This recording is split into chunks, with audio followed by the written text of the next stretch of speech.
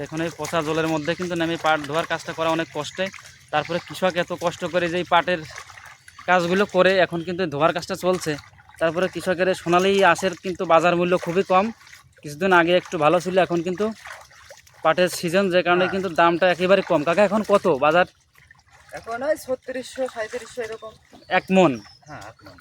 আর তো এর সঙ্গে ঢলতা আছে না কাকা, 1 কেজি করে? ওই যে কেমন আছে 2 কেজি চলে যায়, মানে মায়ের পেঁয়াজ দিয়ে 2 কেজিও নিয়ে নেয়। 2 কেজি বাস। আসলে কৃষকের উপর জুলুম কিন্তু সবাই করে, কৃষকই কারোর সঙ্গে জুলুম করতে পারে না। কারণ প্রকৃতির এই ফসল কিন্তু কৃষক ফলায়, আবার প্রকৃতি কিন্তু এই কৃষকের ফসলগুলো আবার নষ্টও করে দেয়। কৃষক শুধু অবহেলিত আমাদের দেশে, কৃষকের দিকে কোনো খেয়াল নেই কারো। কৃষক ঠিকঠাক মতো কিন্তু সার ফ্যাস এগুলোও পায় না। আর এক একটা এই কৃষকের যে কাজের লোক, কাকা এখন কাজের লোকের দাম কত এই পাট ধোয়া? 1200। 1200 টাকা। দেখুন যে একটা কাজের লোক দাম কিন্তু 1200 টাকা। 200 আটি পাট ধোয় না? হ্যাঁ, 200 আটি পাটে কত মন হবে কাকা, এটা অনুমান?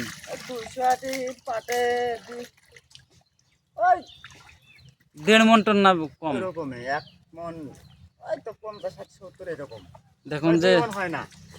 তাইলে কিন্তু 1200 টাকা যদি সেই কাজের লোকটা দিতে হয়, তাহলে কিন্তু গৃহস্থর থাকে কি, এবার আপনারা হিসাব করে একটু দেখুন। 6 টাকা আটি করে খালি মাটিতে টানে নিয়ে আসি। এক এক আটি ঘোড়ার গাড়িতে? হ্যাঁ, 6 টাকা আটি। আরো কাটা? আরো কাটা আছে।